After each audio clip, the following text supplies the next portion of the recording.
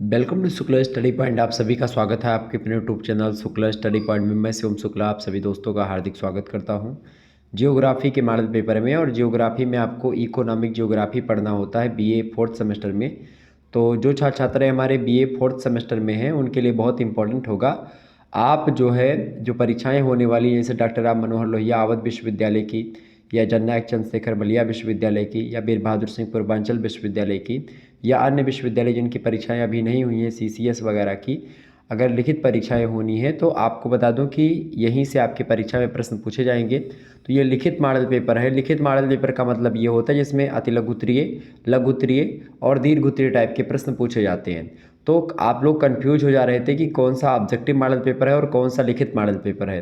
तो objective model paper इससे पहले ऑलरेडी हमने बहुत सारे विश्वविद्यालयों के पेपर हुए तो मैंने करवा दिया है। अब लिखित टाइप की यूनिवर्सिटीज़ की परीक्षाएं होने वाली है, यानी जिसमें आपका अति लघु उत्तरीय 10 ठू और लगभग 8 लघु उत्तरीय, यानी जिनमें से 5 करने हैं, 10 अति लघु उत्तरीय करने होंगे और 4 दीर्घ उत्तरीय होते हैं जिनमें से केवल 2 करने होते हैं। ऐसे टाइप के प्रश्न पूछे जाएंगे। तो उन प्रश्नों को कैसे हल करें, कैसे लिखें, सारी चीज़ों को मैं बताने का प्रयास करूंगा। तो ये लिखित मॉडल पेपर है। मोस्ट इंपॉर्टेंट क्वेश्चंस और आंसर्स को यहाँ पर बताने का प्रयास मैं करूँगा। Geography BA second year fourth semester 2023 model paper 2023 की परीक्षाओं के लिए, और 24 में भी इम्पोर्टेंट होगा। इकोनॉमिक जियोग्राफी यानी आर्थिक भूगोल के बारे में आपको जानना है, ठीक है। चले, पेपर आपका 3 खंडों में बटा हुआ होगा, खंड आ, बा और सा। खंड आ में आपको सभी प्रश्न करने होते हैं। 50 शब्दों में एक प्रश्न का उत्तर आपको लिखना होता है। 10 प्रश्न आपको दिए जाते हैं जिनमें से आपको 10 के 10 प्रश्न करने होते हैं। 2 नंबर का एक प्रश्न होता है। इस प्रकार से ये आपके समक्ष हाजिर हैं प्रश्न। अब मैं इन प्रश्नों को एक प्रकार से पढ़ूंगा और उसके बाद में इन प्रश्नों का क्या उत्तर आपको लिखना है उन पर भी मैं चर्चा करने का प्रयास करूंगा। देखिए, प्रश्न है आर्थिक भूगोल। अब ऐसे आपको प्रश्न लिख करके छोड़ देगा पेपर में, तो इसका मतलब होता है कि आर्थिक भूगोल की परिभाषा आपको बतानी है। आर्थिक भूगोल के बारे में आपको कुछ 50 शब्दों में लिख देना है, ठीक है। तो आर्थिक भूगोल क्या है? आर्थिक भूगोल सबसे पहले जानो कि मानव भूगोल की एक शाखा है। आपने सेकंड सेमेस्टर में मानव भूगोल अर्थात ह्यूमन जियोग्राफी के बारे में पढ़ा था, और फर्स्ट सेमेस्टर में आपने भौतिक भूगोल के बारे में पढ़ा था। तो मैं आपको बताऊं, भूगोल जो है, देखिए भूगोल जो विषय वस्तु है, सबसे पहले इसको 2 भागों में बांटिए। एक होता है भौतिक भूगोल, ठीक है, भौतिक भूगोल, और एक होता है मानव भूगोल। तो जो आर्थिक भूगोल है, अब ये कहाँ से पैदा हो गया भाई? तो आर्थिक भूगोल और भौतिक भूगोल, मैंने आपको बताया था भौतिक भूगोल और मानव भूगोल के भी कई उपभाग होते हैं, और फर्स्ट सेमेस्टर में मैंने इसको विस्तार से आपको समझाया भी था। तो भौतिक भूगोल के जैसे कि इसमें आपका भौतिक भूगोल के अंतर्गत जैसे कि खगोल विज्ञान हो गया आपका, या अन्य किसी प्रकार का विज्ञान, जो मतलब भूगोल जो कि एक प्रकार से जैसे मतलब कि जलमंडल हो गया, स्थल मंडल हो गया, वायुमंडल हो गया, इन सभी का अध्ययन जो है भौतिक भूगोल के अंतर्गत किया जाता है। और मानव भूगोल की बात की जाए तो मानव भूगोल में आपका मानवीय क्रियाकलाप, संसाधन, कृषि, इन सभी का अध्ययन किया जाता है। तो मानव भूगोल के अंतर्गत आर्थिक भूगोल आता है। तो मानव भूगोल की एक शाखा है आर्थिक भूगोल, सबसे पहले तो ये जानिए, ठीक है। तो मैं आपको बता रहा था कि भाई मानव भूगोल और जो भौतिक भूगोल है उसी की एक शाखा है, खास करके मानव भूगोल की आर्थिक भूगोल, ठीक है। तो आर्थिक भूगोल मानव भूगोल से रिलेटेड है, मानव भूगोल की एक उप शाखा है, ठीक है। अब आर्थिक भूगोल की बात की जाए, यानी कि इकोनॉमिक जियोग्राफी की अगर बात की जाए, तो ये इसको क्या कहते हैं? तो आर्थिक भूगोल मानव के विविध आर्थिक क्रियाकलापों के बहुआयामी एवं पद अनुक्रमी विकास की भूतल पर क्षेत्रों के मध्य ऐसे क्रियाकलापों के कारण मिलने वाली विविधताएं जो हैं, जो विषमताएं हैं, जो विभिन्नताएं हैं, उन्हीं विषमताओं का, उन्हीं विविधताओं का और उन्हीं विभिन्नताओं का अध्ययन आर्थिक भूगोल करता है। जैसे कि आप भारत देश में है तो भारत में आपको अलग अलग प्रकार की खनिज संसाधन मिलेंगे, अलग अलग इकोनॉमिकल सोर्सेस मिलेंगे, अलग अलग तरीके से आपको हर एक चीज़ मिलेंगी। यहाँ तक कि आर्थिक क्रियाकलाप से लेकर के और वातावरण तक भी आपको एक प्रकार से भौगोलिक, राजनीतिक, सांस्कृतिक, धार्मिक, धरातलिक, भौगोलिक सब कुछ आपको अलग अलग मिलता है पृथ्वी पर। और इसी अलगाव को, इसी विभिन्नता को, इसी विषमता का जो आर्थिक क्रियाकलापों के माध्यम से होता है या इकोनॉमी के क्षेत्र से रिलेटेड होता है, उसमें जो भूतल पर विभिन्नताएं पाई जाती हैं उन्हीं विभिन्नताओं का अध्ययन करता है आर्थिक भूगोल। ठीक है, कुछ विद्वानों ने अलग अलग प्रकार से अपनी परिभाषाएं दी हैं, जैसे कि प्रोफेसर शॉ कहते हैं कि आर्थिक भूगोल के अंतर्गत इन बातों का अध्ययन किया जाता है कि किस प्रकार मानव की विभिन्न जीविकोपार्जन क्रियाएं विश्व के उद्योगों, आधारभूत साधनों और औद्योगिक वस्तुओं की प्राप्ति के लिए, मतलब औद्योगिक वस्तुओं को प्राप्ति हेतु किए गए जो विकास होते हैं उन्हीं के अनुरूप होती है। प्रोफेसर जोन्स और डार्कनवार्ड कहते हैं कि आर्थिक भूगोल के अंतर्गत मानव के उत्पादक व्यवसायों का अध्ययन किया जाता है और वह इस बात का संकेत करता है क्योंकि प्रदेश विशेषों में किसी वस्तु का उत्पादन और वहाँ से निर्यात होता है तथा क्यों अन्य प्रदेशों में इनका आयात और उपभोग होता है, इसका अध्ययन करता है। मतलब ही कि जैसे किसी क्षेत्र में किसी एक वस्तु की बढ़ोतरी है, मतलब वहाँ पर ज़्यादा हो रहा है, जैसे कि झरिया कोयला क्षेत्र में कोयला ज़्यादा हो रहा है। भारत की अगर परिप्रेक्ष्य में बात की तो भारत में अभ्रक की मात्रा सबसे अधिक होती है, भारत में अभ्रक ज़्यादा होता है, भारत में दुग्ध उत्पादन ज़्यादा होता है। और वह दुग्ध उत्पादन क्यों होता है इसका अध्ययन, और अगर होता भी है क्यों होता है, कैसे होता है, किन परिस्थितियों के कारण होता है, और उसका निर्यात एक प्रकार से जो बेचा जाता है उसका अध्ययन तक एक प्रकार से वो सब आर्थिक भूगोल के अंतर्गत संकलित है। और जो लोग खरीदते हैं या फिर जहाँ पर अभ्रक या दूध बेचा जाता है वहाँ के लोग क्यों खरीदते हैं, वहाँ की भौगोलिक परिस्थितियाँ क्यों ऐसी नहीं हैं, इन सभी का अध्ययन, मतलब वो क्यों आयात करते हैं और क्यों वहाँ पर नहीं होता है, इन सभी का अध्ययन आर्थिक भूगोल के अंतर्गत किया जाता है। ठीक है, ये प्रोफेसर जोन्स और डार्कनवार्ड कहते हैं। इसके अलावा मर्फी महोदय, आपको पता होगा, बड़े अच्छे आर्थिक भूगोलवेत्ता हैं। वो कहते हैं आर ई मर्फी कि आर्थिक भूगोल में मनुष्य के जीविकोपार्जन की विधियों में एक स्थान से दूसरे स्थान पर मिलने वाली समानता या विषमता का अध्ययन किया जाता है। मतलब जो मनुष्य के जीविकोपार्जन के लिए, मनुष्य के जीवन यापन के लिए जो कई सारी विधियां होती हैं, उन्हीं विधियों में क्या होता है कि जिन विधियों का प्रयोग करके भारत में लोग किसी चीज़ को प्राप्त करते हैं, हो सकता है उसी चीज़ को किसी दूसरी विधि से अमेरिका के लोग प्राप्त करते हों। जैसे हम लोग मथानी से, दही से, मतलब कि मट्ठे से जो है मक्खन निकालते हैं, दही से मक्खन निकालते हैं, और हो सकता है किसी मशीन से निकालते हो अमेरिका वाले, तो विधि अलग हो गई लेकिन काम वही हो रहा, मक्खन ही निकल रहा है, घी ही बन रहा है। ठीक है, समझ रहे हैं ना। तो ये मर्फी महोदय कहते हैं कि एक स्थान से दूसरे स्थान पर मिलने वाली जो समानता होती है, हो सकता है विधियों में समानता हो जीविकोपार्जन के लिए जो मनुष्य अपनाता है, और हो सकता है उस जीविकोपार्जन के लिए जो मनुष्य अपनाता है उन विधियों में विषमता हो, मतलब कि अलग अलग विधियों का प्रयोग करके मनुष्य अलग अलग स्थानों पर अपना जीवन यापन करता हो। तो इन्हीं जीवन यापन करने की जो विभिन्न विधियाँ होती हैं एक स्थान से दूसरे स्थान पर जाने पर बदलती हैं और एक समान भी देखने को मिलती हैं, और इसी समानता और विषमता का अध्ययन करता है आर्थिक भूगोल। ठीक है, तो आर ई मर्फी की ये परिभाषा बड़ी ज़बरदस्त है। गॉटज महोदय कहते हैं कि आर्थिक भूगोल में विश्व के विभिन्न भागों की उन विशेषताओं का वैज्ञानिक विवेचन किया जाता है जिनका वस्तुओं के उत्पादन पर प्रत्यक्ष प्रभाव पड़ता है। तो इस प्रकार से अलग अलग विद्वानों ने आर्थिक भूगोल की अलग अलग परिभाषा दी है। ठीक है, ये बात ध्यान रखिएगा। कुल मिलाकर के सभी परिभाषाओं को अगर आप पढ़ेंगे तो पढ़ने के बाद में आप कह सकते हैं कि आर्थिक भूगोल जीविकोपार्जन की विविध विधियों और उनकी समस्याओं से संबंधित विज्ञान है, जिसमें भूतल के आधारभूत संसाधनों और उनसे संबंधित मानव क्रियाओं के मध्य पाए जाने वाले क्षेत्रवार व परिवर्तनशील संबंधों का अध्ययन किया जाता है। अगर इसको आप दूसरे शब्दों में कहना चाहें तो यह भी कह सकते हैं कि आर्थिक भूगोल मानव द्वारा भूतल के प्राकृतिक संसाधनों के विविध प्रकार से, प्राकृतिक संसाधन में जैसे कि आपको अभी मैं बताऊंगा प्राकृतिक संसाधन कौन कौन से हैं, मैंने प्रश्न रखा है। ठीक है, तो प्राकृतिक संसाधनों में जल हो गया, मिट्टी हो गई, ठीक है, या जो प्रकृति के द्वारा प्रदत्त संसाधन है वो वायु हो गई।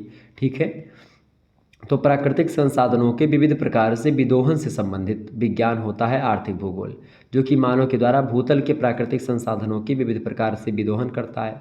उससे रिलेटेड विज्ञान होता है आर्थिक भूगोल, जिसमें क्या होता है, जिसमें अनेक उत्पादन होता है, परिवहन भी शामिल होता है, वितरण शामिल होता है, उपभोग शामिल होता है। आपको बता दूं आर्थिक भूगोल के 4 पहलू बड़े इंपॉर्टेंट होते हैं और किसी भी व्यापार के लिए। जैसे आप संसाधन का सबसे पहले क्या करोगे, संसाधन का दोहन करने के बाद में संसाधनों का उत्पादन करोगे, फिर उसको परिवहन के द्वारा एक स्थान से दूसरे स्थान को भेजोगे, फिर वितरण करोगे यानी कि उसको बांटोगे, बेचोगे, फैलाओगे इधर उधर, फिर उसके बाद में उसका उपभोग लोग करेंगे, जनता लोग उसका क्या करेंगे, उपभोग करेंगे। तो इस प्रकार से 4 चीज़ें जो होती हैं ये आर्थिक पूरे के पूरे क्रियाकलापों में महत्वपूर्ण भूमिका निभाती हैं। 4 क्रियाकलाप कौन कौन से, जैसे कि उत्पादन, परिवहन, वितरण और उपभोग। ये इकोनॉमी जो होती है इन चारों पर ज़्यादा टिकी होती है। तो आर्थिक भूगोल के बारे में आपको समझ में आ गया होगा। दूसरा प्रश्न आप देखिएगा, संसाधन किसे कहते हैं। संसाधन इंपॉर्टेंट टॉपिक आपका आ चुका है। संसाधन किसे कहते हैं भाई, फटाफट से आप लोग बताने का प्रयास करेंगे। संसाधन क्या है। संसाधन की बात की जाए तो वे पदार्थ या वस्तुएं या ऊर्जा के स्रोत जो एनर्जी देने वाले होते हैं वो, जिस पर कोई मानव सहायता के लिए या किसी आवश्यकता की पूर्ति के लिए मनुष्य निर्भर रहता है, वे संसाधन कहलाते हैं। ठीक है, जैसे कि किन्हीं निश्चित उद्देश्यों की पूर्ति के लिए जो भी उपाय काम में लाए जाते हैं वह भी संसाधन कहे जाते हैं, और इसमें अवसरों के लाभ उठाने की क्षमता होती है। संसाधनों में अपने को कठिनाइयों से बाहर निकाल लेने की क्षमता भी संसाधन में सम्मिलित होती है। इसके अलावा संसाधनों को प्रयोग करते समय किसी व्यक्ति की पूर्व कल्पना करते हैं और उस व्यक्ति की आवश्यकताओं की पूर्तियों और सहायताओं के लिए प्रयुक्त किए जाने वाले पदार्थों तथा उपायों के गुणों की अनुमानित मात्राओं या अभिमूल्यों का बोध उन संसाधनों से होता है। आपको बता दूं कि मानव जो है मतलब संसाधन जो है एक प्रकार से, आपको मैं बता दूं कि संसाधन मुख्य रूप से 2 वर्ग होते हैं संसाधन के। एक तो आंतरिक या व्यक्तिनिष्ठ संसाधन यानी जिसको आप सब्जेक्टिव रिसोर्स कहते हैं, एक होता है बाह्य या वस्तुनिष्ठ संसाधन जिसको आप ऑब्जेक्टिव रिसोर्स कहते हैं। ठीक है, हालांकि अगर इसकी बात की जाए तो संसाधनों की, तो संसाधन क्या है भाई, संसाधन को अंग्रेजी में रिसोर्स कहते हैं। तो किसी वस्तु या पदार्थ को एक प्रकार से आप देखिएगा, संसाधन जो होता है वो किसी वस्तु या पदार्थ को नहीं बतलाता, बल्कि किसी वस्तु या पदार्थ के द्वारा किए गए कार्य को या संक्रिया को यानी कि ऑपरेशन या जो फंक्शन होता है उसको व्यक्त करता है, जो संसाधन होता है जिसमें वह भाग लेता है।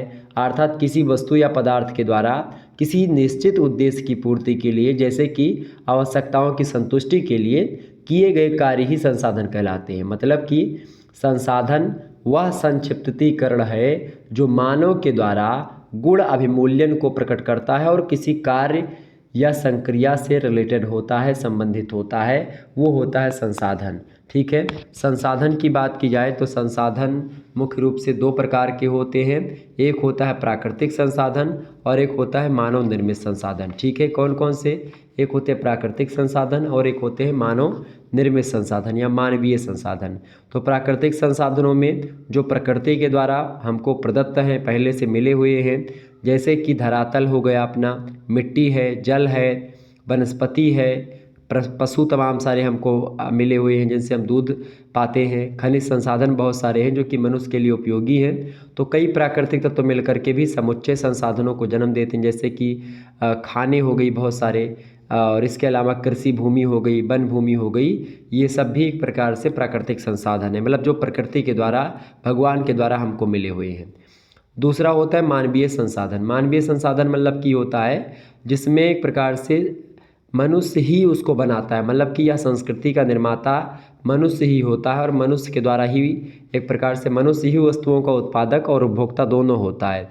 मनुष्य ने वस्तुओं को बनाया और मनुष्य ही उसका उपभोग करने वाला है, ऐसा संसाधन मानवीय संसाधन होता है। जैसे कि मानवीय संसाधन में आप क्या समझते हैं, मानवीय संसाधनों में जैसे कि आप देखते होंगे रहन सहन हो गया, शिक्षा का स्तर हो गया, उद्योग धंधे हो गए, सामाजिक आर्थिक स्थितियां हो गई, नागरिकता, राष्ट्रीयता, व्यक्तित्व, धर्म, देश, ये सब प्रकार की जो चीज़ें हैं वो सब मानवीय संसाधनों के अंतर्गत आती हैं। ठीक है, समझ रहे चीज़ों के। तो एक प्रकार से ये हो गया मानवीय संसाधन। मानवीय संसाधन को जैसे कच्चा माल हो गया या अन्य चीज़ें हो गई, भोज्य पदार्थ तमाम सारे हो गए, तो ये सब मानवीय संसाधन है। तो संसाधन के बारे में अगर आप इतना लिख देंगे, संसाधन की परिभाषा, और संसाधन 2 प्रकार के होते हैं, एक प्राकृतिक और एक मानवीय संसाधन, बस आपका 50 शब्द हो जाएगा और आपको 2 नंबर यहाँ से मिल जाएंगे। अगला प्रश्न आप सभी लोग देखिएगा। अगला प्रश्न आपकी स्क्रीन पर आ चुका। तीसरा नंबर प्रश्न है, वनों के प्रकार बताएं। वनों के प्रकार आपसे पूछा जा रहा है, वन कितने प्रकार के होते हैं भैया। तो वन की अगर बात की जाए तो वन जो होते हैं एक प्रकार से वो जैसे कि बहुत ज़्यादा जहाँ पर मतलब फॉरेस्ट जिसको आप कहते हैं अंग्रेजी में, उसी को वन कहते हैं। तो वन प्रायः उन भागों में आपको मिलेंगे जहाँ वर्षा ज़्यादा होती है, पानी जहाँ ज़्यादा बरसता है। मतलब मिट्टी पर शीतकाल में गिरी हिम होते हैं वो पिघल करके एक प्रकार से नमी प्रदान करते हैं, और वहीं पर एक प्रकार से पर्वतों के जो निचले भाग होते हैं वहाँ पर आपको एक प्रकार से ऊंचे ऊंचे पेड़ आपको मिलेंगे। ठीक है, तो अगर वनों की बात की जाए तो वन के प्रकार आपसे पूछा गया टाइप्स ऑफ फॉरेस्ट, तो वन मुख्य रूप से 5 प्रकार के होते हैं। कितने प्रकार के होते हैं भैया? 5 प्रकार के होते हैं। पहला होता है उष्णकटिबंधीय चौड़ी पत्ती के सदापर्णी वन। मतलब कि उष्णकटिबंध का मतलब होता है ये वन जो होते हैं उष्णकटिबंधीय, ये कठोर लकड़ी वाले होते हैं, चौड़ी पत्ती वाले होते हैं और हमेशा हरे भरे रहने वाले वन होते हैं। और ये वन विषुवत रेखा के निकट पाए जाते हैं।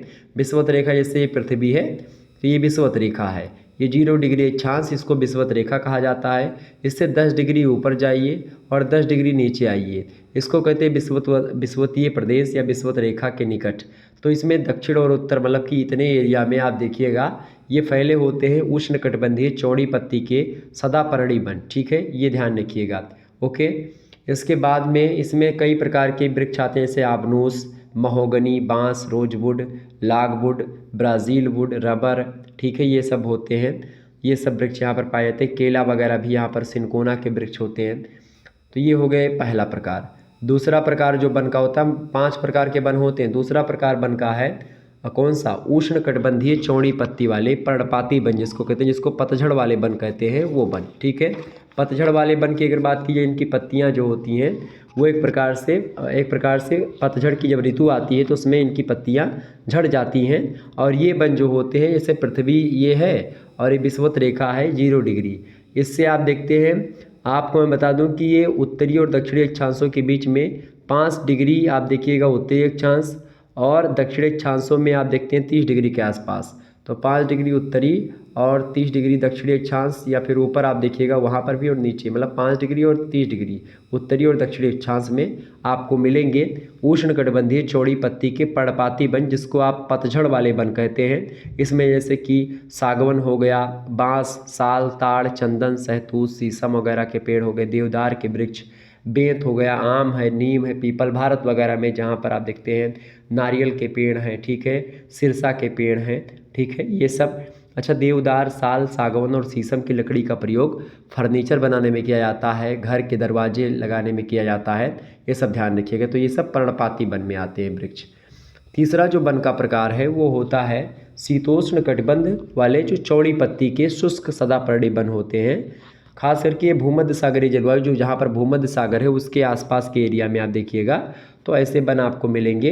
और इस वन में खास करके मुख्य रूप से जो है जैतून, अंजीर, चीड़ और कारीगम, मैपिल, इसके अलावा यूकेलिप्टस हो गया, सहतूत का वृक्ष हो गया, वालनट हो गया, चीड़ है, साइप्रस वृक्ष है, फर नामक एक वृक्ष होता है, वो भी ये सब पाया जाता है यहाँ पर शीतोष्ण कटिबंधीय चौड़ी पत्ती के शुष्क सदापर्णी वनों में। जो चौथा प्रकार का वन होता है वो होता है शीतोष्ण कटिबंधीय चौड़ी पत्ती के पर्णपाती वन। शीतोष्ण कटिबंधीय चौड़ी पत्ती के जो पर्णपाती वन होते हैं, यहाँ पर शीतोष्ण कटिबंध चौड़ी पत्ती के शुष्क सदापर्णी वन, शुष्क, और वहाँ पर क्या है, चौड़ी पत्ती के पर्णपाती वन।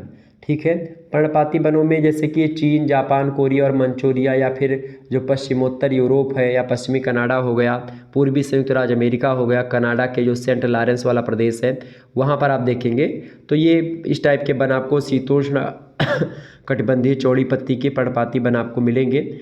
यहाँ के वृक्षों में जैसे कि आपके वृक्ष में तमाम प्रकार के वृक्ष हैं, जैसे कि आप देखते हैं ओक नामक एक वृक्ष होता है, माइपिल वृक्ष है, बीच वृक्ष है, एलम, हेमलॉक, अखरोट, chestnut, popular, S, cherry, hickory, birch, ये सब वृक्ष जो होते हैं ये सब जो है शीतोष्ण कटिबंधीय चौड़ी पत्ती के पर्णपाती वनों में पाए जाते हैं।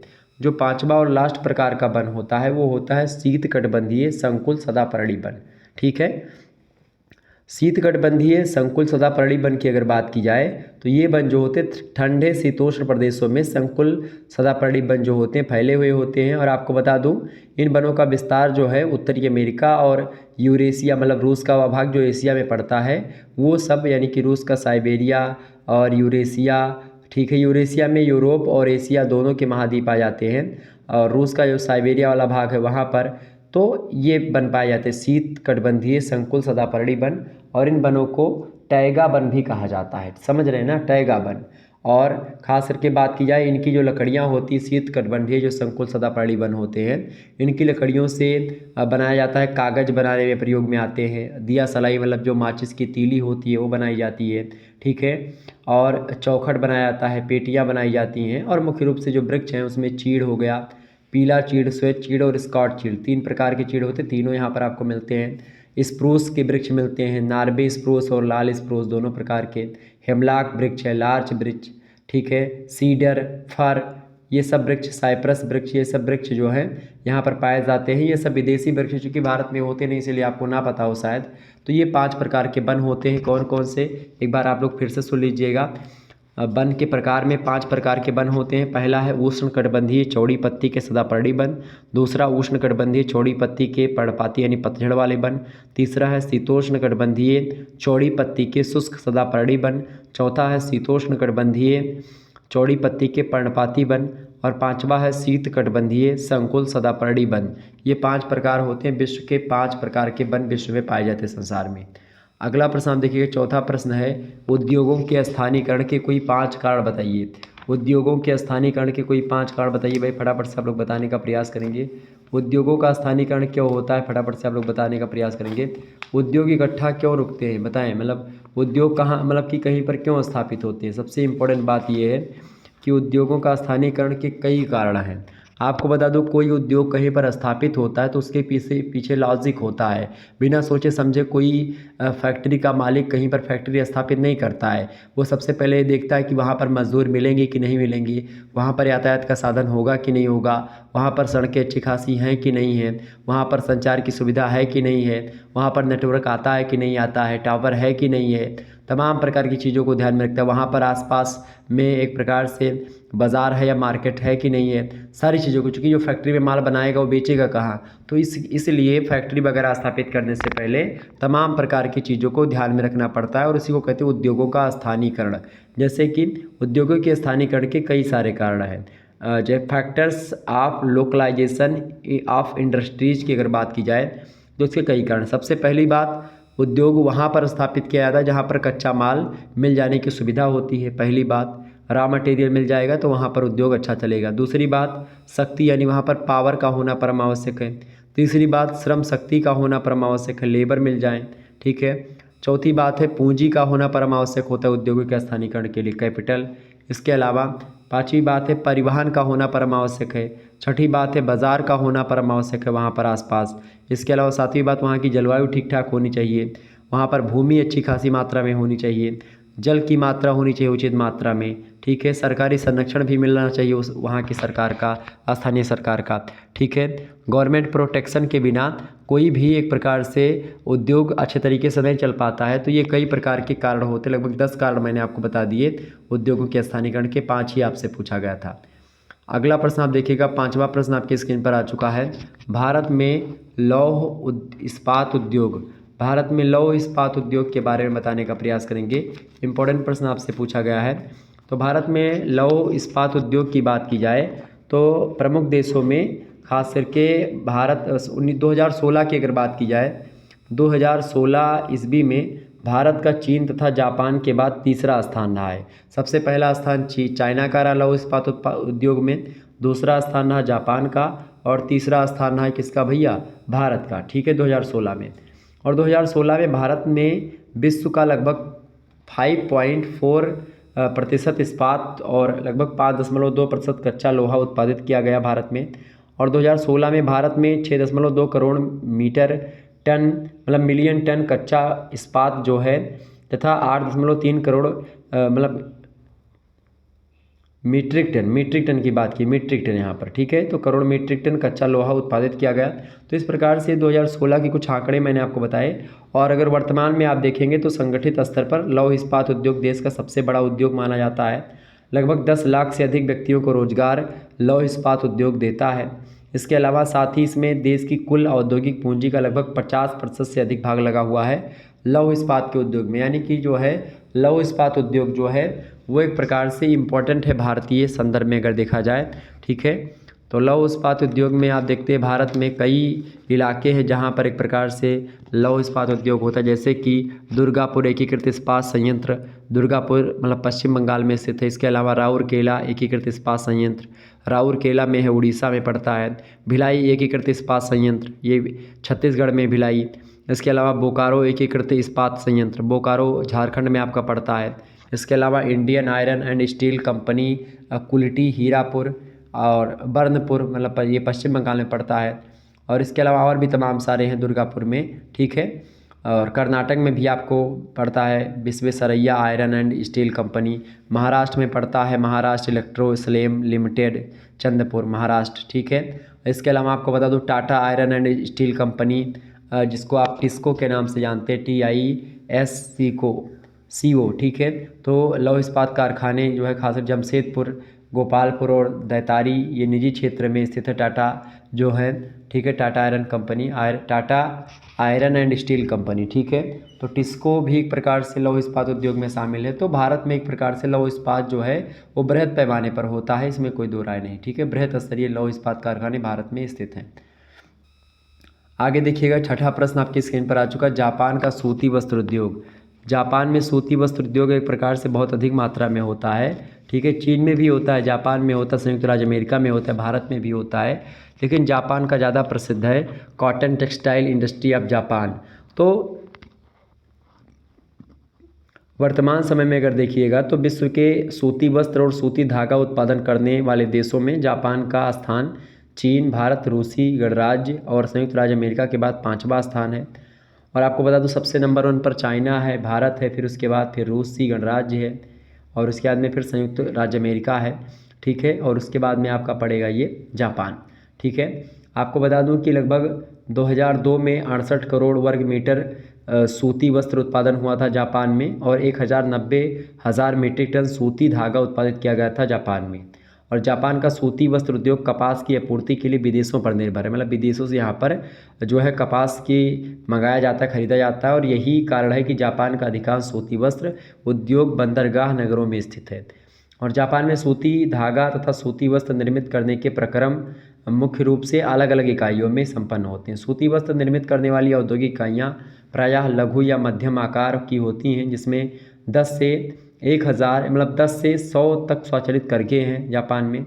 और जापान में सूती वस्त्र निर्मित करने वाली इकाइयाँ बड़े औद्योगिक नगरों के साथ साथ देश के आंतरिक भागों में स्थित छोटे नगरों तथा ग्रामीण क्षेत्रों में भी आपको मिल जाएंगी जापान में। और दूसरी ओर आप देखिएगा सूती धागा निर्मित करने वाली इकाइयाँ अत्यधिक आधुनिक मशीनें जो हैं वो वहाँ पर हैं जापान में, और इसके कारण से बड़े बड़े औद्योगिक नगरों में एक प्रकार से वो कारखाने चलते हैं, मशीनें तमाम प्रकार की जो हैं उन्नत किस्म की, उसके कारण से सूती वस्त्र उद्योग में जापान भी एक प्रकार से अपनी भूमिका निभाता है। जापान का मैनचेस्टर, आपको बता दूं कि ओसाका नगर जो है वो जापान का मैनचेस्टर कहा जाता है। और इंग्लैंड में सूती वस्त्र उद्योग करने के लिए एक जगह है मैनचेस्टर, तो मैनचेस्टर के नाम पर भारत का मैनचेस्टर अहमदाबाद को कहा जाता है, उत्तर भारत का मैनचेस्टर कहा जाता है कानपुर को, चूँकि कानपुर में सूती वस्त्र उद्योग होता है।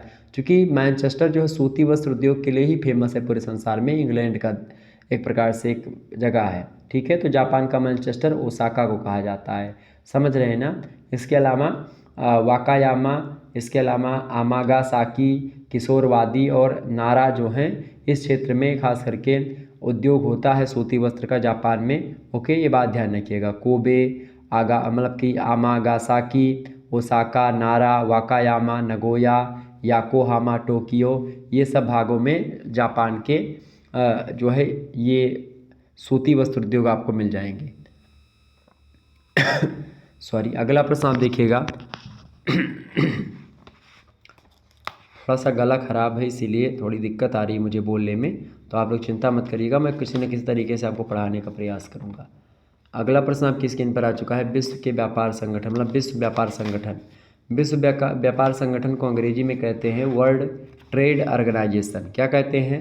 वर्ल्ड ट्रेड ऑर्गेनाइजेशन, जिसको आप WTO के नाम से जानते हैं। किसके नाम से जानते हैं? शॉर्ट फॉर्म में WTO के नाम से जानते हैं, वर्ल्ड ट्रेड ऑर्गेनाइजेशन, ठीक है।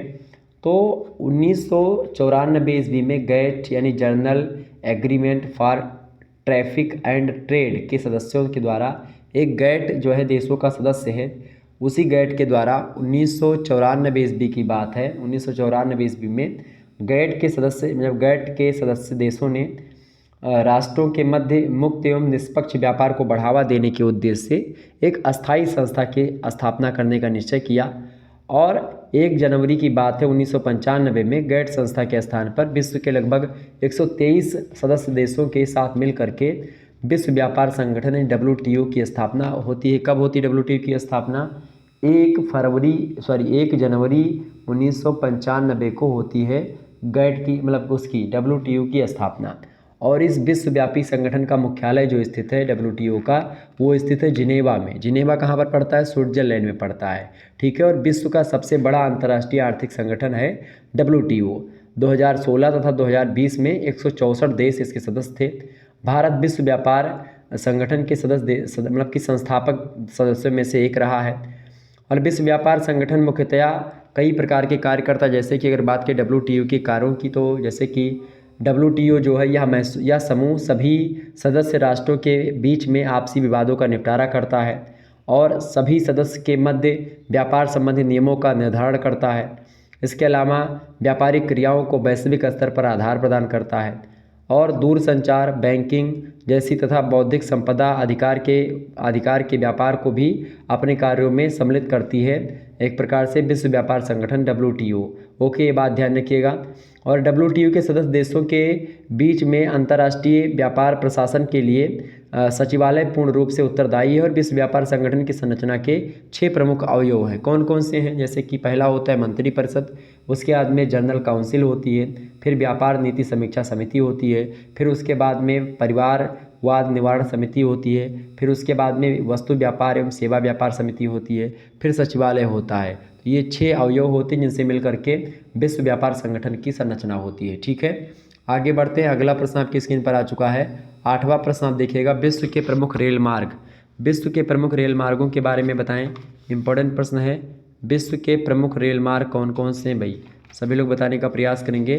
तो विश्व के प्रमुख रेल मार्गों की अगर बात की जाए तो रेल मार्ग का मतलब क्या होता है कि जो रेल की पटरी होती है जिस पर ट्रेन चलती है उसी को रेल मार्ग कहते हैं। 3 प्रकार के मार्ग होते हैं। एक होते हैं हवाई जहाज़ वाले मार्ग, देखिए एयरवे भी होता है, ठीक है। वायु मार्ग होता है, रेल मार्ग होता है, जल मार्ग होता है और एक प्रकार से स्थल मार्ग होता है। स्थल मार्ग का मतलब कि रेल मार्ग को स्थल मार्ग ही कहते हैं, क्योंकि रेल मार्ग मतलब कि रेल परिवहन, जल परिवहन और वायु परिवहन, ये 3 प्रकार के परिवहन होते हैं जिनके माध्यम से आपको बता दूं कि व्यापार हालांकि रेल के माध्यम से होता है और जल के माध्यम से होता है। इसीलिए यहाँ पर आपको रेल और जल परिवहन दोनों के बारे में जानना होता है, ठीक है, चूँकि आर्थिक भूगोल आप पढ़ रहे हैं, ठीक है। तो रेल मार्गों की लंबाई की दृष्टि से अगर देखें तो विश्व में संयुक्त राज्य अमेरिका, रूस, कनाडा, जर्मनी, चाइना, भारत, इनमें आप देखते हैं बड़े बड़े रेल मार्ग हैं।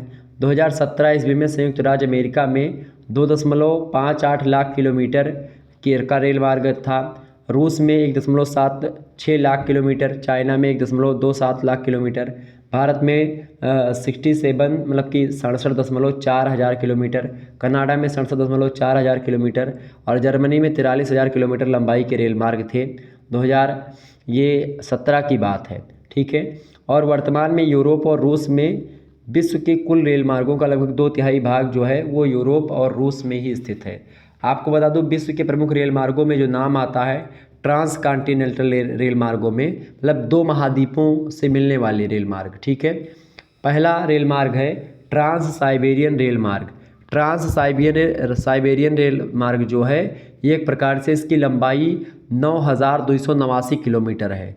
9,289 किलोमीटर मतलब सबसे लंबा, विश्व का सबसे लंबा रेल मार्ग जो है वो ट्रांस साइबेरियन रेल मार्ग है और एशिया के सुदूर पूर्व प्रशांत तट पर स्थित व्लादिवोस्टोक नगर के यूरोपीय भाग में स्थित रूस की राजधानी मॉस्को से होकर के लेनिनग्राद बंदरगाह तक ये गया हुआ है रेल मार्ग। बहुत लंबा बंदरगाह है, ठीक है, ये बात ध्यान रखेंगे। तो पहला हो गया। दूसरा है बैकाल अमूर मैजिस्ट्रल रेल मार्ग, ठीक है, जिसको BMA रेलवे कहते हैं। तीसरा है कैनेडियन पैसिफिक रेल मार्ग, ठीक है। चौथा है कैनेडियन नेशनल रेल मार्ग। 5वां है उत्तरी पैसिफिक रेल मार्ग। 6ठा आप लिख सकते हैं दक्षिणी पैसिफिक रेल मार्ग। 7वां है union and central Pacific rail मार्ग, ठीक है। 8वां रेल मार्ग का नाम है ओरिएंटल एक्सप्रेस रेल मार्ग। 9वां रेल मार्ग है ऑस्ट्रेलिया ट्रांस महाद्वीपीय रेल मार्ग, ठीक है। 10वां है ट्रांस इंडियन रेल मार्ग, ठीक है। और 11वां है केप काहिरा रेल मार्ग। तो ये कई प्रकार के 11 प्रकार के रेल मार्गों के बारे में बताया जो कि ट्रांस कॉन्टिनेंटल हैं, एक महाद्वीप से दूसरे महाद्वीप या एक देश से दूसरे देश में जाने वाले महाद्वीप मतलब कि रेल मार्ग हैं, ठीक है, विश्व स्तर के रेल मार्ग हैं। अगला देखिए, अगला प्रश्न आपकी स्क्रीन पर आ चुका है, वैश्वीकरण। वैश्वीकरण किसे कहते हैं? अंग्रेजी में वैश्वीकरण को क्या बोलते हैं? ग्लोबलाइजेशन बोलते हैं। क्या बोलते हैं भैया? ग्लोबलाइजेशन बोलते हैं वैश्वीकरण को। समझ रहे हैं ना?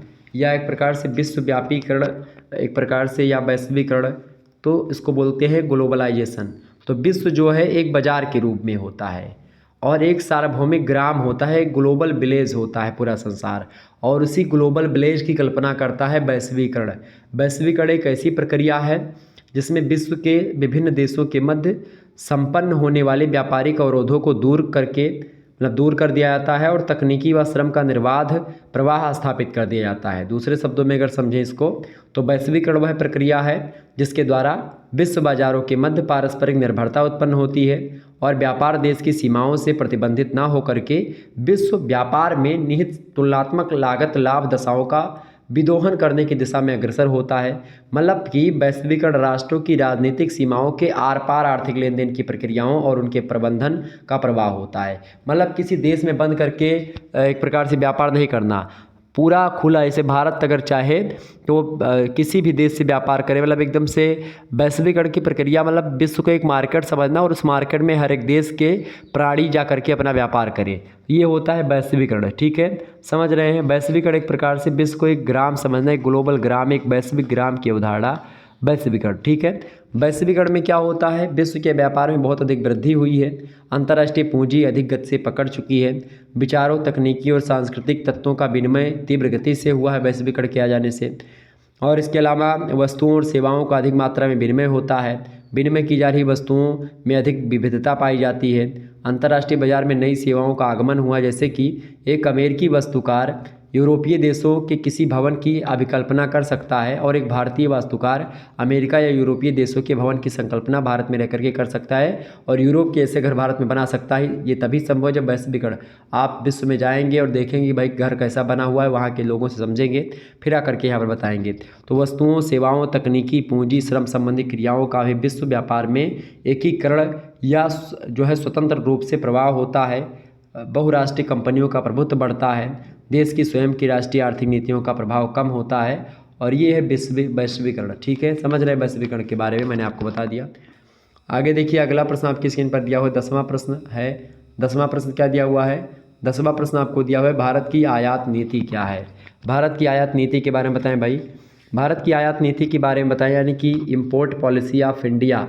तो आयात नीति जो होती है देश की व्यापार नीति का अंग होती है और योजना काल में यद्यपि समय समय पर आयात प्रक्रिया को उदार बनाया गया है, परंतु व्यापार आधार पर, मतलब व्यापक आधार पर अगर देखें तो देश की आयात नीति आयात प्रतिस्थापन और आयात प्रतिबंध की रही है। आयात मतलब होता है खरीदने की जो नीति है, ठीक है। तो आयात नीति का मार्गदर्शी सिद्धांत विकास प्रेरित नीति को बढ़ावा देना था ताकि देश आत्मनिर्भरता के लक्ष्य को प्राप्त कर सके, और इसके कई लक्षण हैं आर्थिक नीति के भारत की। जैसे पहला लक्षण है आर्थिक नीति का, मतलब आयात नीति का भारत की, चूँकि विदेशी मुद्रा को बचाने के लिए जहाँ तक हो सके कम से कम आयात करना चाहिए, ऐसा भारत की आयात नीति करती कि कम से कम खरीदा जाना चाहिए ताकि क्या हो, विदेशी मुद्रा की बचत हो और विदेशी मुद्रा का कोष बढ़े भारत में। दूसरी बात, आयात का स्वरूप इस प्रकार बदलना चाहिए कि इससे निर्यात प्रोत्साहन, यानी कि जो एक्सपोर्ट है उसको प्रमोशन मिले और वो तीव्र गति से आगे बढ़ सके, और इसका उद्देश्य अंततः भुगतान से इसकी प्रतिकूल स्थिति को सुधारना है, मतलब कि आयात कम हो सके, निर्यात को बढ़ावा मिले। ये नीति रही भारत की आयात नीति। तीसरी नीति ये रही कि ऐसी वस्तुओं के आयात को बढ़ावा देना चाहिए, मतलब जिनसे अर्थव्यवस्था के औद्योगिकरण से सहायता मिले, और ऐसी वस्तुओं का आयात जो देश में ही उत्पन्न की जा सकती हैं या तो पूर्णतः बंद कर देना चाहिए या फिर हतोत्साहित कर देना चाहिए। तो ये कई प्रकार की आयात नीतियाँ जो हैं वो भारत की तरफ से बनाई गई हैं, ये बात ध्यान रखिएगा। ओके, आगे बढ़ते हैं। तो इस प्रकार से आप लोगों ने लगभग 10 अति लघुत्तरीय प्रश्नों के उत्तर को जाना, समझा और परखा। आगे हम बढ़ते हैं। अगला प्रश्न आपकी स्क्रीन पर आ चुका है। केवल 5 प्रश्न के आपको उत्तर देने हैं। खंड बा से 200 शब्दों में इन प्रश्नों के उत्तर को लिखना है। ये एक प्रकार से जो है शॉर्ट आंसर टाइप क्वेश्चन से। एक होता है वेरी शॉर्ट, तो वेरी शॉर्ट आप लोगों ने पढ़ा। अब ये शॉर्ट आंसर टाइप क्वेश्चन है और इसके बाद में आएगा लॉन्ग क्वेश्चन, ठीक है। तो खंडवा की बात की है तो 200 शब्दों में इन प्रश्नों के उत्तर को आपको लिखना है। हिंदी में इसको लघु उत्तरीय प्रश्न बोलते हैं। 8 क्वेश्चन दिए जाते हैं, केवल 5 प्रश्न आपको करने हैं, ठीक है। देखें प्रश्न है, पहला प्रश्न है आर्थिक भूगोल की कौन कौन सी शाखाएँ सम्मिलित हैं। बढ़िया प्रश्न आपसे पूछ लिया गया भाई। प्रश्न आप बताने का प्रयास करेंगे। प्रश्न क्या शामिल है, क्या प्रश्न दिया हुआ है। प्रश्न आपकी स्क्रीन पर दिया हुआ है। आर्थिक भूगोल के बारे में प्रश्न पूछा जा रहा है कि आर्थिक भूगोल में कौन कौन सी शाखाएं सम्मिलित होती हैं, ठीक है। तो आर्थिक भूगोल में कौन कौन सी शाखाएं सम्मिलित हैं भैया।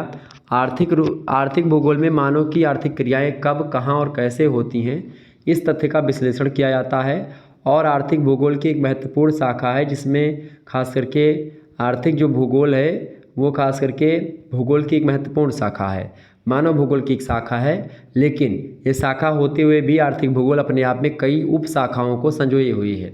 जैसे कि पहला जो आर्थिक भूगोल की शाखा है वो है प्राथमिक उद्योगों का भूगोल, यानी जियोग्राफी ऑफ प्राइमरी इंडस्ट्रीज। आर्थिक भूगोल की शाखा के अंतर्गत जैसे मनुष्य शिकार खेलता था पहले प्राचीन काल में, आखेट करता था, वो शामिल है। भोजन संग्रह करता था, भोजन इकट्ठा करता था। पशु चारता मतलब कि पशुओं को चराता था। मत्स्य पालन, मछली पालता था, मछली को मारता था। वनों से लकड़ी काटना, ये सब प्राचीन पद्धति से कृषि जैसे व्यवसायों का अध्ययन सम्मिलित है। ये सब प्राथमिक उद्योगों का भूगोल है जो कि आर्थिक भूगोल के अंतर्गत ही हम पढ़ते हैं। दूसरा जो भूगोल है, अच्छा ये आर्थिक भूगोल की कौन सी शाखाएं पूछ ले या फिर आर्थिक भूगोल का विषय क्षेत्र पूछ ले, तो दोनों में आपको यही बताना है। दूसरी बात है कृषि भूगोल। आर्थिक भूगोल के अंतर्गत कृषि भूगोल यानी कि एग्रीकल्चरल जियोग्राफी शामिल है।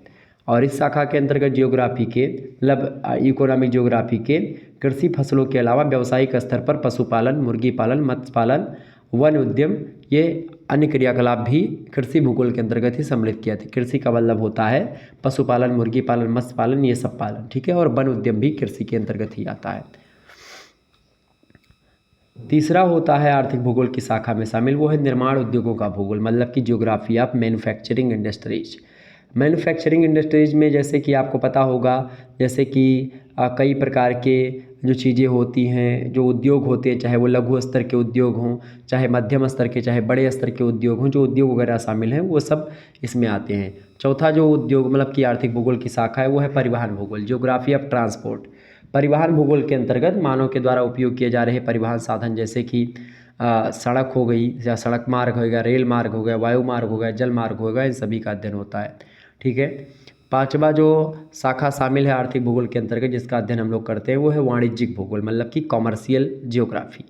आर्थिक भूगोल की इस शाखा के अंतर्गत मानव द्वारा उत्पादित विभिन्न वस्तुओं और उत्पादों के व्यापार व विनिमय संबंधी क्रियाओं का अध्ययन कहते हैं। इसमें जैसे आपने WTO के बारे में पढ़ा, आप लोगों ने एक प्रकार से और भी चीज़ों के बारे में पढ़ा, आपने तमाम प्रकार के संगठनों के बारे में भी आप पढ़ेंगे।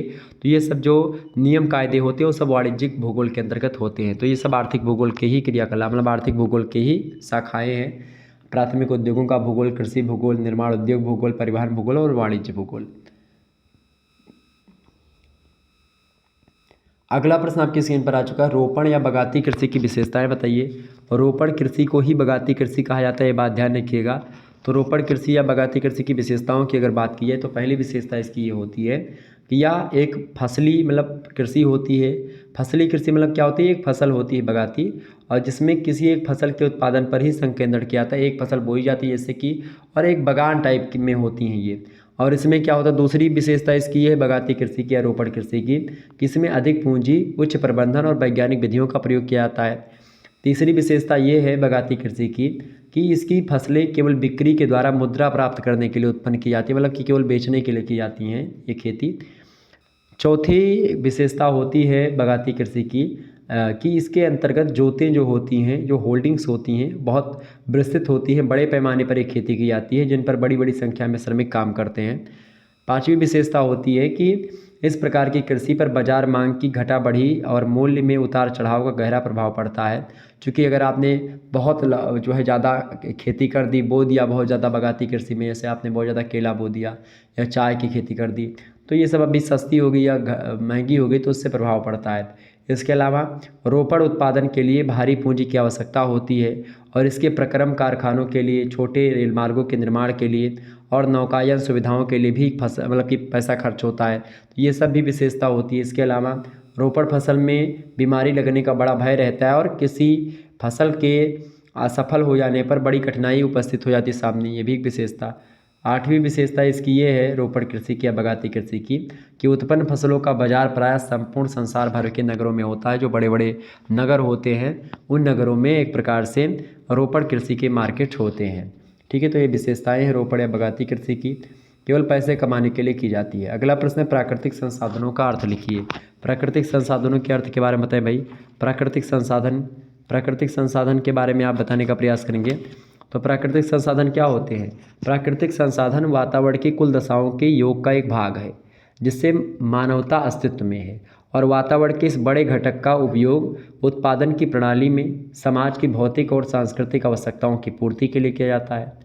मानव अपनी संस्कृति या टेक्नोलॉजी का विकास करके अपनी आवश्यकता की पूर्ति के लिए प्राकृतिक तत्वों का प्रयोग जितनी मात्रा या अवस्था में तक कर लेता है, उसी मात्रा और अवस्था तक ये तत्व संभव बन पाते हैं। प्राकृतिक संसाधनों की अगर बात की जाए तो उसमें वायु हो गया, सौर ऊर्जा हो गया, भूमि हो गई, ठीक है, मृदा हो गई, जल हो गया, भूमिगत जल हो गया, ठीक है। इसके अलावा खनिज हो गया आपका, खनिज के अलावा और भी चीज़ें जैसे कि वनस्पतियाँ हो गई, जंतु हो गए, जीव जंतु, ये सब एक प्रकार से क्या हैं?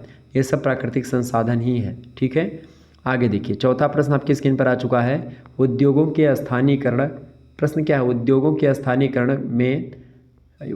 स्थानीयकरण के लाभ बताइए। उद्योगों का स्थानीयकरण मतलब कि उद्योगों के स्थानीयकरण के क्या लाभ होते हैं, ये प्रश्न इंपॉर्टेंट है। तो उद्योगों के स्थानीयकरण के लाभ की अगर बात की जाए तो कई लाभ होते हैं उद्योगों के स्थानीयकरण के।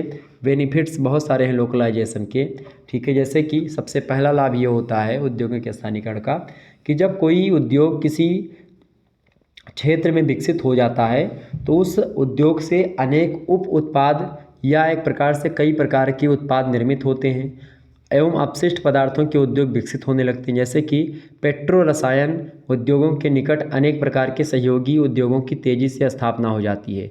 शक्कर यानी चीनी मिल के निकट में आप देखते हैं अल्कोहल, कागज़, इन सभी बनाने के उद्योग स्थापित हो जाते हैं, क्योंकि गन्ने के रस से अल्कोहल भी बनता है और गन्ने की खुइया से कागज़ भी बनता है। तो ऐसे में जो ऐसे उद्योगों की स्थापना होने से कई छोटे मोटे उद्योग ऑटोमेटिक वहाँ पर आ जाते हैं। जैसे अगर आप कहीं पर जो है दारू की दुकान खोलें तो बगल में अगर चखना की दुकान है तो वो भी बिकने लगेगा। चाउमीन, चिप्स अगर रखेंगे आप तो वो भी साथ में बिक जाएगा, ठीक है।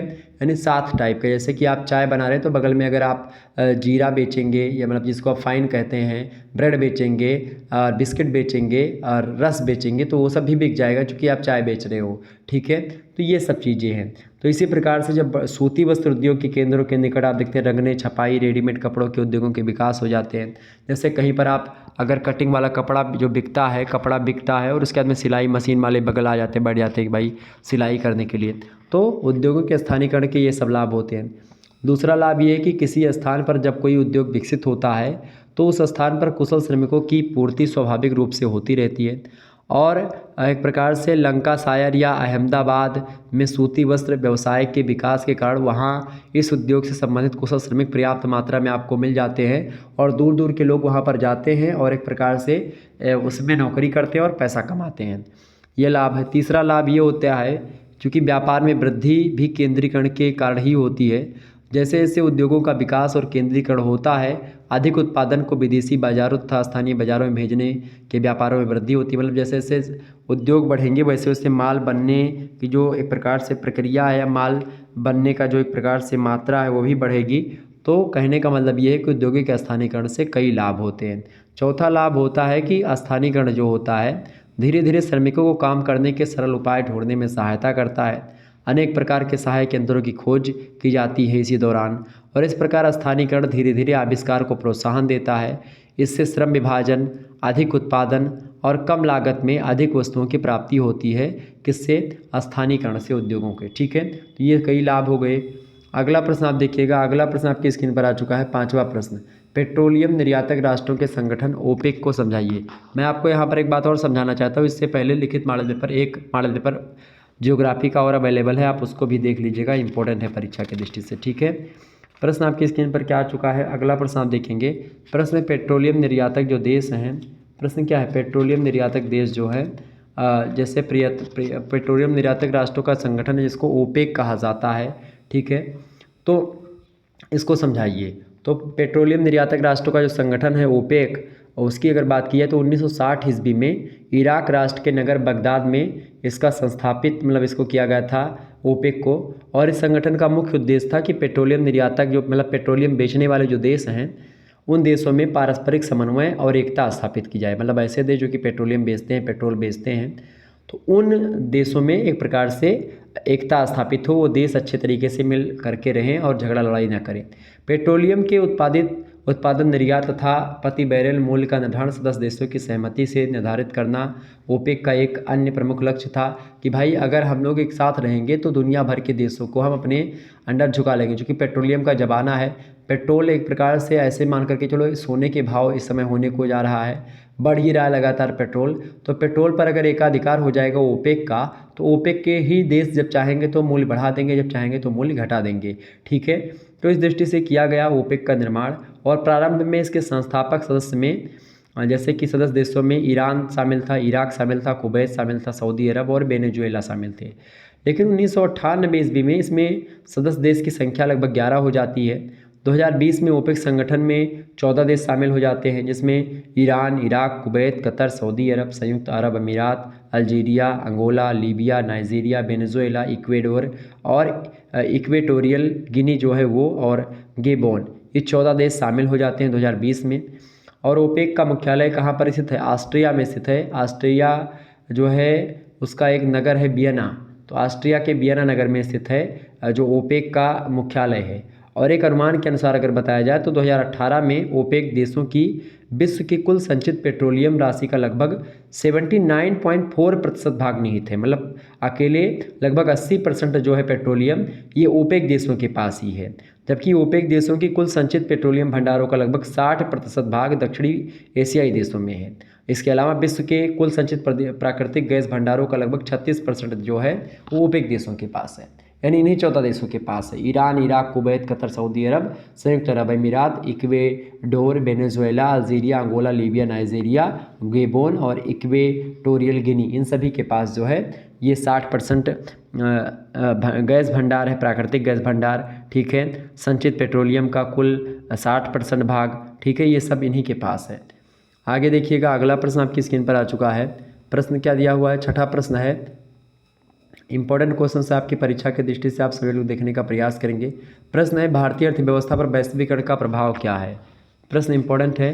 तो भारतीय अर्थव्यवस्था पर वैश्वीकरण के कई सारे प्रभाव हैं।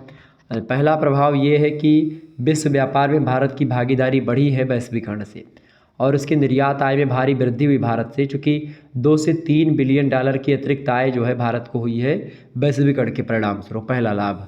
दूसरा प्रभाव भारत पर यह पड़ा कि भारत के वस्त्र उद्योग को विकसित देशों के एक बड़े बाजार का लाभ प्राप्त हो रहा है।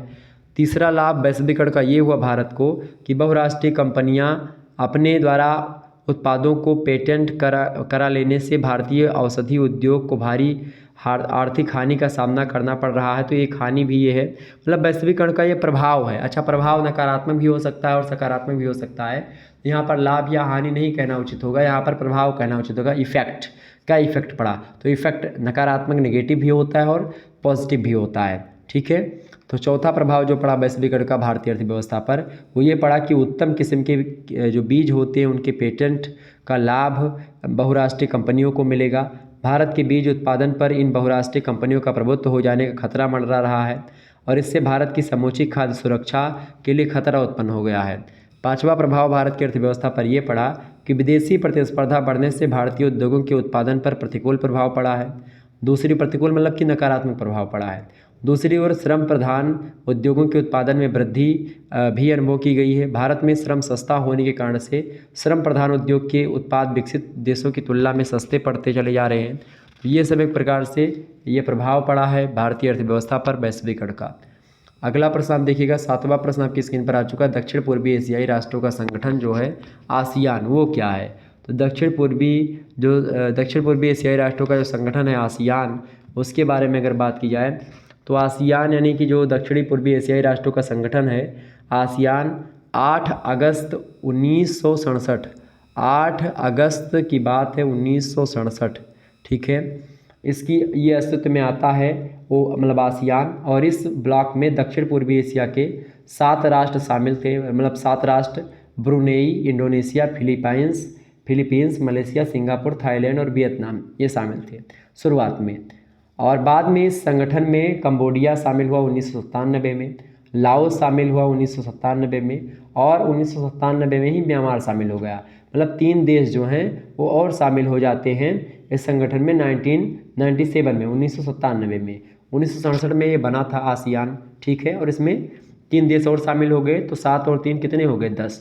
तो अब वर्तमान में आसियान सदस्य मतलब संगठन के जो सदस्य देश हैं उनकी संख्या कितनी है, 10 है।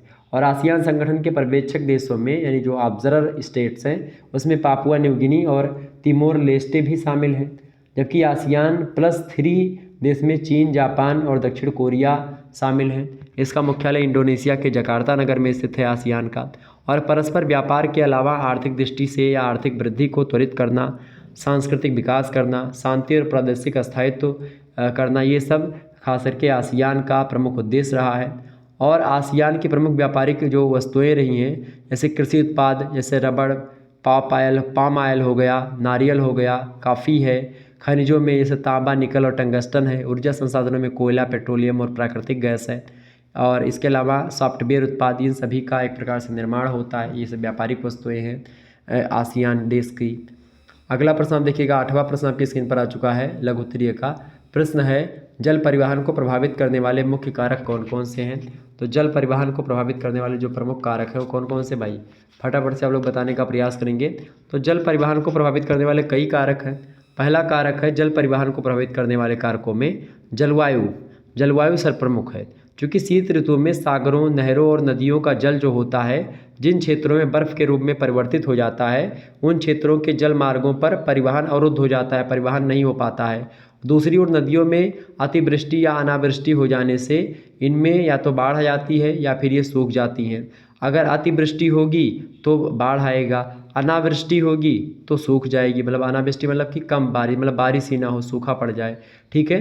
तो जिससे परिवहन के लिए अनुपयुक्त हो जाती हैं। तो ये पहला कारण हो गया मुख्य कारक। दूसरा कारक होता है जल परिवहन को प्रभावित करने वाले जो मुख्य कारक है वो है नदियों के मार्ग में अधिक ढाल या जलप्रपात का पाया जाना परिवहन में अवरोध पैदा करता है। मतलब कि अगर जल परिवहन में नदियां हैं और उसमें जलप्रपात मतलब झरना आ गया, तो अगर जल से नाव बहती जा रही है, एक बार झरना आ गया तो नदियाँ मतलब नाव फिर उतर नहीं पाएगी, गिर जाएगी, एकदम से पलट जाएगी। तो इसलिए झरना नहीं आना चाहिए नदियों के मार्ग में, ठीक है।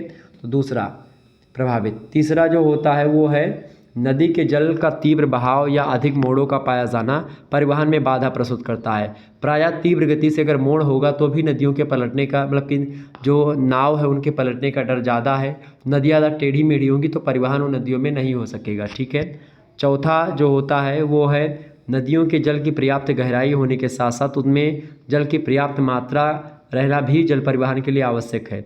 साथ ही नदी में अवसादों का निरंतर जमाव होना भी जल परिवहन के लिए प्रतिकूल दशाएं उत्पन्न करता है। अगर मलबा ज़्यादा जम जाएगा नदियों में तो इससे क्या होगा, नाव अच्छे तरीके से, जहाज़ जो होंगी पानी वाली वो बह नहीं पाएंगी और इससे मार्ग अवरुद्ध हो जाएगा। पांचवा जो प्रभाव पड़ता है जल परिवहन को प्रभावित करने वाला वो प्रभाव है कि जल परिवहन की गति मंद होती है और शीघ्र खराब होने वाली वस्तुओं को अधिक दूर तक इसमें आप नहीं ले जा सकते हैं। लेकिन वर्तमान में प्रशीतक युक्त जलयानों का विकास हो जाने से इस समस्या से छुटकारा मिल गया है। मतलब अब जो है जो खराब होने वाली चीज़ें थे उनके लिए भी एक प्रकार से चीज़ें बना ली गई हैं, चूँकि वो भी एक प्रकार से वातानुकूलित चीज़ों में रह सकें, जैसा उनको चाहिए वैसा एक प्रकार से उनके लिए वातावरण का निर्माण हो जाता है जहाज़ों में ही, और एक प्रकार से अब इसकी खतरा नहीं है। तो इस प्रकार से ये जल परिवहन को प्रभावित करने वाले कुछ महत्वपूर्ण कारक थे जिसके बारे में मैंने आपको बताया। आगे बढ़ते और भी चीज़ों को जानने का प्रयास करते हैं। देखिए, तो इस प्रकार से आप लोगों ने अति लघु उत्तरीय 10 प्रश्न और लघु उत्तरीय 8 प्रश्नों के बारे में जाना। अब हम दीर्घ उत्तरीय प्रश्नों के बारे में आपको बताने का प्रयास करेंगे। दीर्घ उत्तरीय प्रश्नों को आप लोग रट लीजिएगा। दीर्घ उत्तरीय प्रश्नों को लेकर के मैं अलग से वीडियोस बनाता हूं, तो आप लोग प्लेलिस्ट में जाकर के देख सकते हैं। देखिए, केवल 2 प्रश्न करने होते हैं दीर्घ उत्तरीय के, खंड 7 से 500 शब्दों में एक प्रश्न का उत्तर आपको लिखना होता है, समझ रहे हैं ना चीज़ों को, और 4 प्रश्न आपको दिए जाते हैं। पहला प्रश्न, डर्बेंट ह्युइटलेसी के अनुसार विश्व के कृषि प्रदेशों का वर्णन कीजिए। इस प्रश्न का उत्तर मैंने 4-5 दिन पहले एक वीडियो बनाई थी, उसमें विस्तार से मैंने डर्बेंट यानी डी ह्युइटलेसी महोदय ने जो कृषि प्रदेशों को बांटा है संसार के, उसको विस्तार से मैंने समझाया है, बताया है, तो आप उस वीडियो को देख लेंगे, क्लियर हो जाएगा। अगला प्रश्न आप देखिएगा, प्रश्न है स्थानिक संगठन से आप क्या समझते हैं? आर्थिक क्रियाओं के स्थानिक संगठन पर प्रकाश डालिए। तो यह प्रश्न भी आपकी परीक्षा की दृष्टि से बहुत महत्वपूर्ण है, याद कर लीजिए, इस प्रश्न को पढ़ लीजिएगा, बाकी मैं और प्रयास करूंगा देने का। अगला क्वेश्चन आप देखेंगे, प्रश्न है अंतर्राष्ट्रीय व्यापार को परिभाषित कीजिए। जो इंटरनेशनल ट्रेड होता है, मतलब विश्व व्यापार जो होता है, अंतर्राष्ट्रीय व्यापार, तो इसके बारे में आप लोग जानते होंगे। और व्यापार को प्रभावित करने वाले बहुत सारे कारक होते हैं और उन्हीं कारकों के बारे में आपको बताना है, ठीक है। अगला प्रश्न आपसे पूछा जा सकता है, संयुक्त राज्य अमेरिका के लोहा और इस्पात उद्योग की विवेचना कीजिए। ये प्रश्न भी इंपॉर्टेंट है, कई बार एग्जाम में पूछा भी गया है। अगला प्रश्न आप देखिए, खनन से आपका मतलब आप क्या समझते हैं और खनन के प्रकारों का वर्णन कीजिए। मोस्ट इंपॉर्टेंट प्रश्न है। तो इस प्रकार से तमाम प्रकार के प्रश्न आपकी परीक्षा में पूछे जा सकने वाले थे, जिसको मैंने आपको बताया। इन सभी प्रश्नों को आप लोग याद कर लीजिएगा। जैसे कि ये 5वां प्रश्न है खनन वाला, ये कम इंपॉर्टेंट है लेकिन बहुत इंपॉर्टेंट ये भी है। संयुक्त राज्य अमेरिका का लौह और इस्पात उद्योग वाला, ये ध्यान रख लीजिएगा, इंपॉर्टेंट है। इसके अलावा अंतर्राष्ट्रीय व्यापार से प्रश्न हमेशा आता रहता है, इसको पढ़ लीजिएगा। और डी ह्युइटलेसी वाला तो आप पढ़ ही लीजिएगा, पूरा चैप्टर ही मैंने पढ़ा रखा, तो ये भी आपका कंप्लीट हो जाएगा। तो लगभग स्थानिक संगठन से आप प्रश्न पूछता तो ये भी पढ़ लीजिएगा। तो इस प्रकार से ये प्रश्न आपसे बनने वाले थे दीर्घ उत्तरीय। बाकी दीर्घ उत्तरीय को लेकर के अलग से मैं वीडियो बनाता रहता, तो आप लोग प्ले लिस्ट में जा करके कुछ वीडियो देख सकते हैं, ठीक है। चलिए फिर मिलते हैं नेक्स्ट वीडियो में, तब तक के लिए जय हिंद, जय भारत। और आप सभी का बहुत बहुत धन्यवाद हमारे से जुड़ने के लिए। इसी प्रकार से अपना प्यार हमेशा बनाए रखिएगा। आप लोगों ने बहुत सारे प्रश्नों को जानने का प्रयास किया, तो geography BA second semester 4th semester का 2023 की परीक्षाओं के लिए ये मॉडल पेपर था। 2024 में भी इंपॉर्टेंट होगा यह वीडियो। और इसी प्रकार से जियोग्राफी का जैसे आज मैंने दिया है, सोशियोलॉजी का, पॉलिटिकल साइंस का, ठीक है, हिंदी का, सभी का ऑलरेडी एक एक मॉडल पेपर लिखित टाइप का अवेलेबल है ऐसे ही, ठीक है। लेकिन फिर भी मैं जैसे जैसे आपकी परीक्षाएं आती रहेंगी, मैं और मॉडल पेपर लिखित वालों के लिए विधिवत तरीके से अब तैयारी करवाने वाला हूं। तो आप सभी लोग चैनल से के साथ जुड़ जाइए और आप सभी लोग एक्टिव रहिए। जो पुरानी वीडियोज़ है उनको एक बार फिर से देख लीजिएगा, ठीक है, ताकि आपका जो डाउट है वो सब क्लियर रहे और फिर मैं पढ़ाऊँ तो आपके समझ में सीधा सीधा आ जाए। और यही वीडियो देख करके एग्जाम में जाइएगा, हूबहू ऐसे प्रश्न आपकी परीक्षा में कल के आने वाले हैं। धन्यवाद, मिलते हैं फिर नेक्स्ट वीडियो में, तब तक के लिए जय हिंद, जय भारत। आप सभी का बहुत बहुत धन्यवाद हमारे से जुड़ने के लिए। इसी प्रकार से अपना प्यार हमेशा बना रखिए। Good night.